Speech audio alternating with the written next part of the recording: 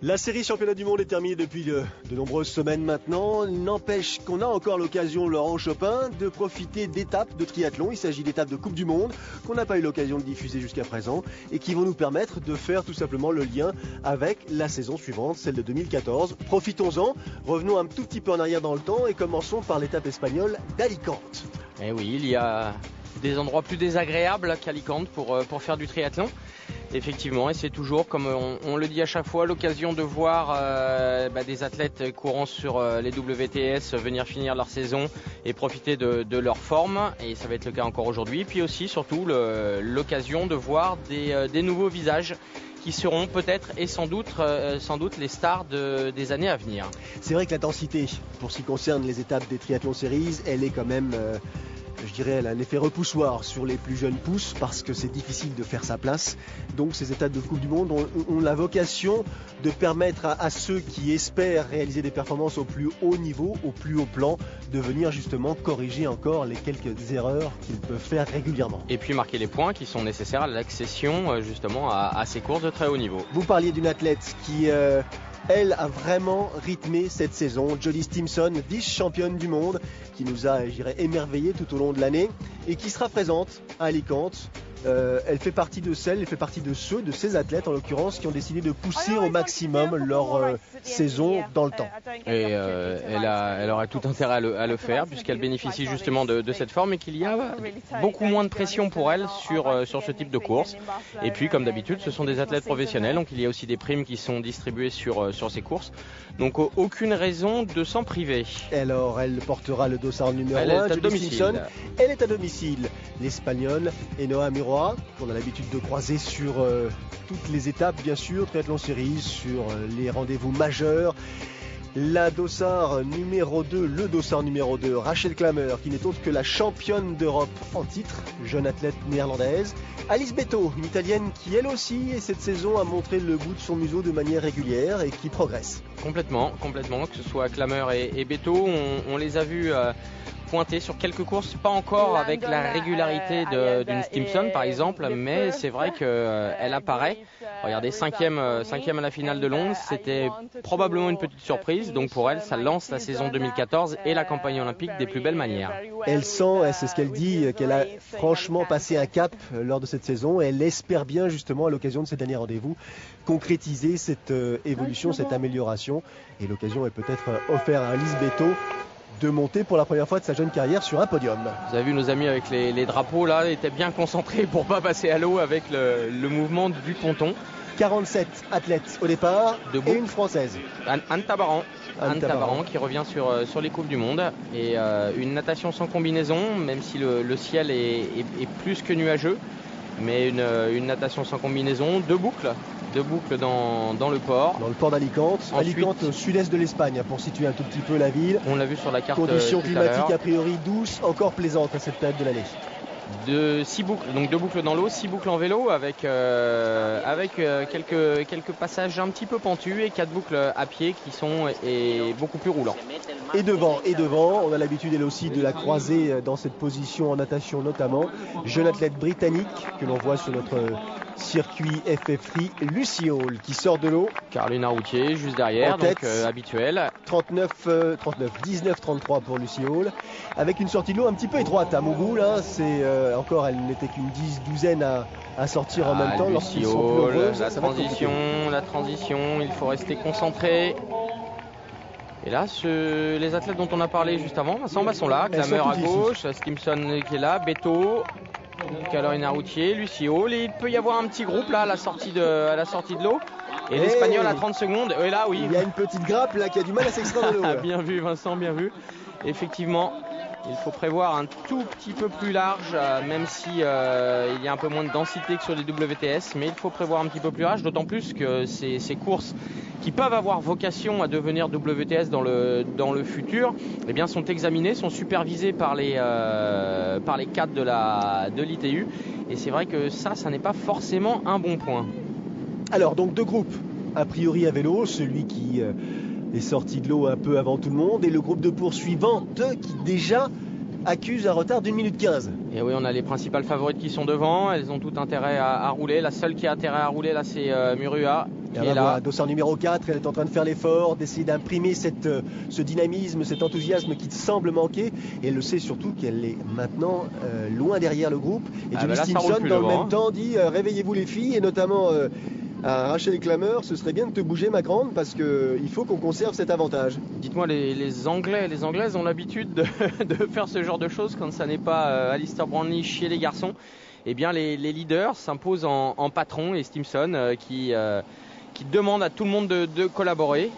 Alors, est-ce qu'elles ont tout intérêt à collaborer? Ça, c'est la question, mais en tout cas, elle a essayé de bouger ce groupe pour que l'écart reste conséquent. Les petites difficultés, ces faux plats montants qui viennent rythmer, émailler. Et Anne Tabaran là, devant. En gros plan, c'est pas mal ce petit demi-tour en haut de la bosse. Maintenant, on relance sur un faux plat descendant. Donc c'est un petit peu moins compliqué, évidemment. Et devant, on va retrouver le groupe avec notamment Carolina Routier, avec Margit Banner, avec Nathalie Mine, avec Alice Beto, avec Rachel Klammer, Julie Stimson. L'anglaise aussi qui apparaît, la jeune anglaise, excellente nageuse. Les Anglais qui ont l'habitude de nous sortir des athlètes avec une formation très très efficace. Et on peut presque considérer, alors sur les leaders évidemment, c'est assez facile, mais on peut considérer aussi que sur la formation et sur la relève, eh bien l'école anglaise est pas loin d'être l'une des plus performantes. Felicity Chiderian, dossard numéro 12, l'Australienne. 2 minutes 40, ça ne s'arrange pas. Et derrière, on n'a pas le sentiment qu'il y ait réellement un relais pris par les autres athlètes présentes. L'arrivée dans l'aire de transition du groupe de tête emmenée par Jodie Stimson. Elle a l'air décidée, la vice-championne du monde. Alice Beto quasiment dans sa roue. Rachel Klammer à gauche et en gros plan désormais. La petite boîte. Et Stimson est parti très vite. Beto, Routier un peu plus loin, Lucio, grandes enjambées, grandes foulées. Alors ces deux athlètes qui sont d'excellentes nageuses, on les voit dominer les parties natation sur toutes les courses. Il faut encore qu'elles progressent en course à pied, car elles ont un avantage certain sur l'enchaînement natation-vélo, mais après c'est toujours un tout petit peu délicat. 2,40, ça va, le retard sur le groupe de tête. Bah regardez, le groupe de chasse c'est étoffé. C'est bien le signe que c'est les groupes de derrière qui sont revenus sur ce groupe de chasse, et donc que ça ne roulait pas des masses. Merua qui est sorti à 30 secondes de l'eau et qui là à 2,40. Il n'y a pas grand chose à espérer là. Non, donc l'Espagnol va être obligé de faire une énorme course à pied pour espérer grappiller des places. Il y en a à grappiller, mais il faut rester bien motivé, alors que pour la Britannique, Jodie Stimson, elle a déjà pris la décision. À voir son attitude dominatrice, elle a effectivement fait le ménage avec ses concurrentes. Alice Beto est derrière, loin derrière. La foulée n'est pas tout à fait la même. Regardez, là on est dans le premier tour. Elle est partie très vite, décidée. En patronne. En patronne, exactement. Elle l'a toujours en point de mire, l'italienne, mais elle bénéficie de cette très très belle saison. Vice-championne du monde, elle a fait un parcours global sur l'année 2013 de très très bonne facture. Et donc là, pour aller la chercher, ça va être plus compliqué. Alors après, vous avez Rachel Klammer, la néerlandaise, Lucio qui s'accroche. Oui, effectivement, on n'a pas l'habitude de la voir si bien placée en course à pied. Elle progresse, elle progresse. Oui. C'est vrai qu'elle a tout intérêt à travailler, puisqu'on sait que natation vélo, elle est au plus haut niveau. Maintenant, c'est à pied qu'il va falloir qu'elle gagne du temps. Carolina Routier aussi. Ça va beaucoup moins vite quand même. Là, on est avec Vanek, on est avec Abrosimova. C'est quand même pas tout à fait le même tempo. Il va falloir qu'elle se méfie quand même, puisque l'Espagnol qui est derrière va peut-être. Il y a aussi, vous l'avez cité, l'Australienne Chedi Ryan, qui est une excellente coureuse à pied, elles vont peut-être essayer de grappiller tranquillement des places. Attention, on voit effectivement Alice Beto en gros plan, mais derrière c'est pas terminé, parce que j'ai le sentiment que ça revient sur l'italienne. Pour ce qui concerne la position de Jodie Stimson, elle semble contrôler. Elle contrôle, ouais. Beto, que l'écart n'a pas bougé. Ne donne pas le sentiment de réduire l'allure. Non, mais elle a le point de mire. Et regardez, voilà, Lucy Hall qui n'a tenu que 2 tours. Derrière, c'est Klammer. C'est Klammer qui revient. Et Lucy Hall est en train de lâcher. Lucy Hall a lâché. Klammer accélère et revient progressivement sur Alice Beto. Est-ce qu'il lui restera suffisamment de temps pour pouvoir prendre le meilleur sur l'italienne et donc éventuellement monter sur la deuxième marche du podium. Pour l'instant, on n'en est pas là. Lucy Hall s'accroche en 4e position. Derrière, on a toujours Abrosimova. Routier qui est en train de sauter, c'est Vanek en rouge. Et pour Simpson. Et la victoire donc pour Jody Simpson. Promenade de santé. Nouvelle performance pour l'athlète britannique, numéro 2 mondial, je vous le rappelais, hein, très régulière cette saison avec une victoire en point d'orgue, c'était à Kitzbühel. Ouais, elle n'a pas dû sortir souvent du podium cette année, hein. Elle a fait une saison complète, de très très bonne facture, elle est en progrès constant. Et c'est Alice Beto. Alice Beto qui prend finalement la 2e position. Elle est à 45 secondes. C'était confortable pour Simpson. Et 3e place pour Rachel Klammer. Et pas d'Espagnol sur le podium. Pourtant, Murua va faire une très très belle course à pied, signant l'un des tout meilleurs temps à pied, et même le meilleur temps, et pour aller échouer au pied du podium. Le fait d'être sorti dans les pieds de Lucy était pour moi un avantage certain parce que j'étais placé correctement dès le début de la partie cycliste et donc c'est ce qu'elle a dit, j'ai pu ensuite effectivement réguler je dirais presque l'allure de ce peloton. Et sur la course à pied, j'ai décidé juste de produire l'effort et elle avait effectivement des repères maintenant depuis cette saison très précis sur ce qu'elle était capable de faire à pied. Elle est contente, Alice Beto. Alice Beto, c'est son premier podium en Coupe du Monde. Et oui. Et elle a dû effectivement s'accrocher comme elle le dit, il a fallu... mais bon, c'est plutôt la preuve encore une fois du fait de sa progression d'une part et du fait qu'il faudra surveiller cette jeune femme avec attention l'année prochaine. C'est une certitude, elle est beaucoup plus régulière et elle apprécie, elle le dit qu'elle est très très heureuse et elle apprécie vraiment ce podium. Anne Tabarant termine à la 19e place. Elle a pas mal couru, Rachel Klammer. 3 CD en 2 semaines, donc peut-être qu'il a manqué un petit peu de fraîcheur pour cette course. Et en course à pied, elle se satisfait amplement de cette position. D'ailleurs, elle ne pouvait pas non plus espérer davantage. Alors on attendait peut-être un tout petit peu plus de clameur sur cette saison au vu de la saison 2012. Mais voilà, elle nous fait voir sur cette fin d'année de 2013 qu'elle est bien présente. Le classement, fait une 36 quand même, hein. Il y a de très très gros écarts en sachant que Simpson a quand même contrôlé nettement sa course à pied. Et la 4e place, c'est effectivement l'Espagnol Enoa Murua, qui avait 2,40 de retard à la sortie de la transition. Complètement. Pas mal. Ah mais elle a sorti le meilleur temps à pied. Podium souriant, comme d'habitude. Vous seriez sur un podium, Vincent, vous seriez pas souriant ? Bien sûr. Ah bon, allez, rassurez-moi. Autour de ces messieurs, d'attaquer le programme de cette Coupe du Monde disputée en Espagne, à Alicante.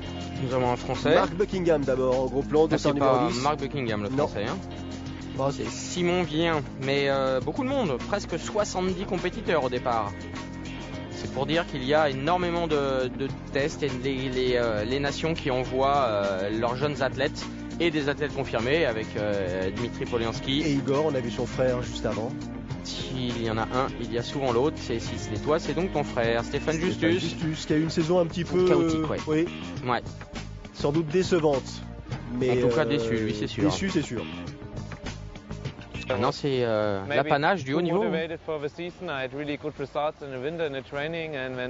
Eh oui, il insiste sur le fait qu'il a peut-être estimé, ou c'est peut-être trop mis de pression sur les épaules, seul. Il s'est préparé correctement, il s'était fixé des objectifs très élevés et peut-être trop élevés, ou du moins trop d'objectifs trop élevés à la fois. Et c'est aussi pour cette raison qu'il va modifier sa façon de se préparer dans les semaines et l'année. Ça me rappelle le discours de Jan Frodeno d'il n'y a pas si longtemps que ça. Les Allemands auraient-ils un petit problème de pression et de préparation? C'est un raccourci sans doute un peu rapide, mais voilà. Alors lui par contre, bien la casquette Sven. Superbe. Superbe, magnifique. Et il confirme ce que vous disiez tout à l'heure. La saison est terminée certes pour ce qui concerne les championnats du monde, mais il reste encore des étapes de Coupe du Monde dont il faut profiter. C'est une autre façon de courir, c'est plus décontracté, c'est plus fun, c'est surtout tout bénef si jamais vous faites une perf. Et lui, il sait de quoi il parle puisque il est sur le circuit depuis longtemps et très régulier depuis 10 ans. Et depuis sa médaille olympique en 2004 à Athènes. 80 bonhommes au départ. Ça fait du monde. Hein. Le ponton avait intérêt à être solide. Hein. 80. Et nos amis avec les drapeaux bien équilibrés. Allez, c'est parti, il y a du belge, c'est une évidence. L'espagnol, c'est sûr aussi. Et là, il y a un nageur esselé. Il a décidé de se dire, moi je veux pas prendre de coups, je suis tranquille, ça a l'air d'être un espagnol. Dossard, Godoy ou quelque chose comme ça. Frances Godoy sans doute. Ça nous rappelle un petit peu Hambourg, le public massé sur le quai. Un petit peu d'air. Le vent s'est levé, ouais. Apparemment, ça peut avoir son importance sur le parcours cycliste. Et sur le parcours natation, puisqu'il y a malgré tout un peu de clapot. On a beau être dans le port, regardez. Il faut savoir nager avec cette houle, ça n'est pas forcément facile. Alors, on a remarqué Godoy. Maintenant, on voit qu'il y a des tenues bleues, rouges et blanches, a priori russes. Un des deux Polianski, ou les deux d'ailleurs. Alors la sortie de l'eau. Là ça va être rock'n'roll, Vincent, votre ponton là, il va prendre un petit coup là. Il y a un entonnoir. Intéressant. Tout petit peu étroit. Intéressant. Alors, sort de l'eau. J'ai vu Polianski, Mendes, Godoy. Et là derrière, alors là, il va être la foire d'empoigne. Vanek est là aussi. Weber qui a perdu son bonnet. Sheldon, on a vu passer. Qu'est-ce qu'il y a d'autre? White.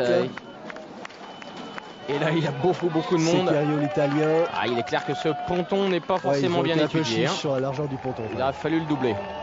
Au bas mot.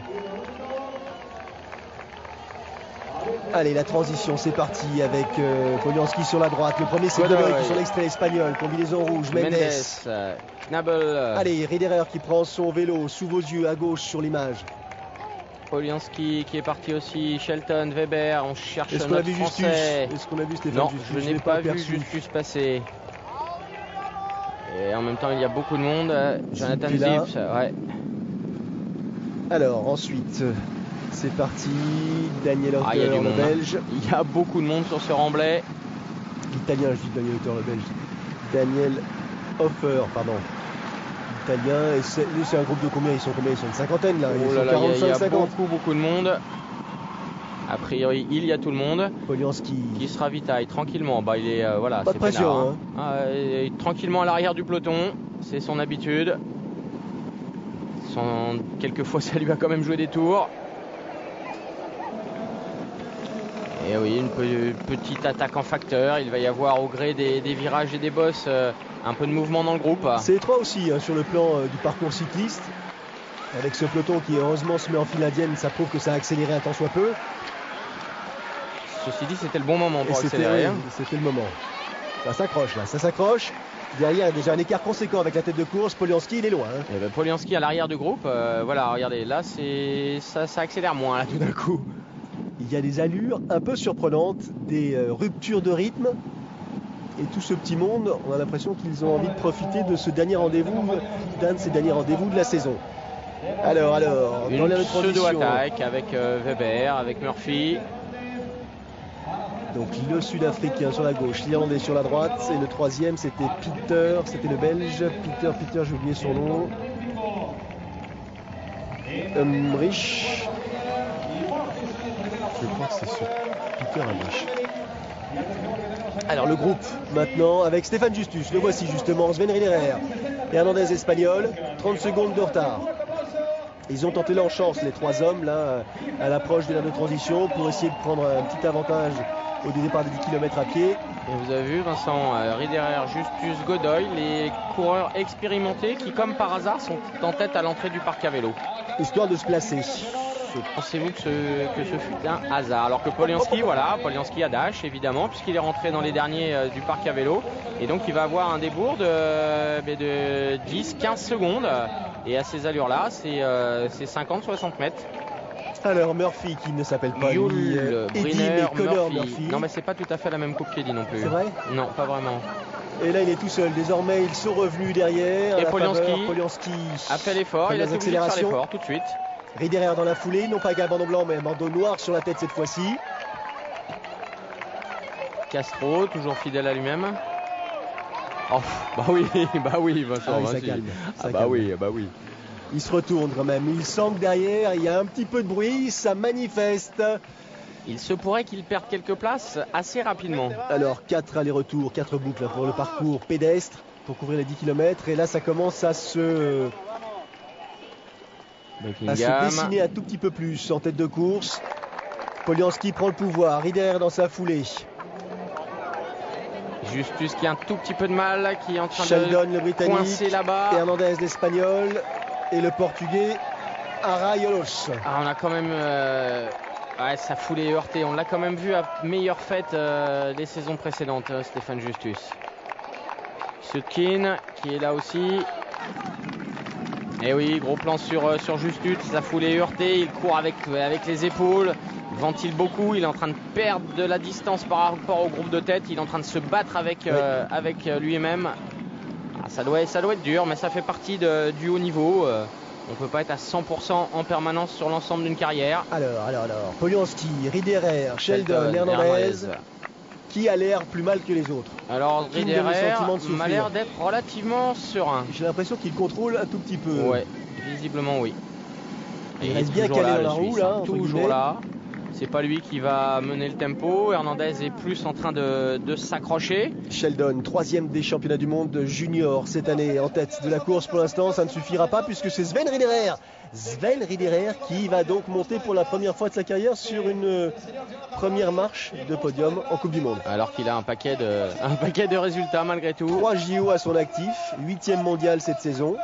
Pas mal de podiums. Et Hernandez derrière. Et Hernandez, 2e position. À surveiller aussi Hernandez. Et ouais, Sheldon et Polianski qui ne fait que 4e. Et regardez la carrure d'Hernandez.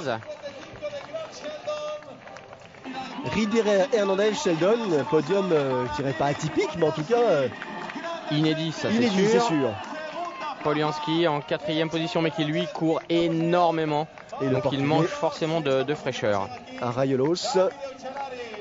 Et notre Français Simon Vien qui va faire 24e. Ouh, la satisfaction là dans le regard de Sven Riederer. Oui, c'est ce qui est... On ne nous fait pas mentir. Tranquille, je me suis calé derrière. Je savais que ça allait se disputer dans le dernier kilomètre, donc il fallait que je mette tous les atouts de mon côté, patienter et être prêt à accélérer le moment opportun. J'ai fini 8e mondial cette année. Je n'ai jamais enregistré de victoire en triathlon series. Donc ici, finir ma saison par une victoire en Coupe du Monde, c'est magique. Il est content, hein? Oui, il avait des bonnes sensations, mais c'est la barbe qui fait ça. Il avait de très très bonnes sensations. Ou Sheldon aussi, lui, déménageur dans le civil. Hein. Ouais. La carrure. Effectivement, lui, il n'a pas l'habitude de courir sur cette distance. C'est ce qu'il dit. Ouais, mais il savait qu'il était en forme. Et donc, il était mort. Forcément. Il était cuit. Forcément, regardez les écarts, très très peu d'écart. Et Stéphane Justus, 8e. C'est loin pour Justus. Il va falloir oublier cette saison, plutôt s'en servir pour améliorer effectivement sa préparation pour l'année prochaine. Voilà, c'est terminé pour ce qui concerne l'étape de Coupe du Monde disputée à Alicante. On marque une petite pause, on respire, on vient dans une poignée de secondes et on change de pays, de continent. On fait quelques milliers de kilomètres. La Corée du Sud et Tanguy Yang. A tout de suite.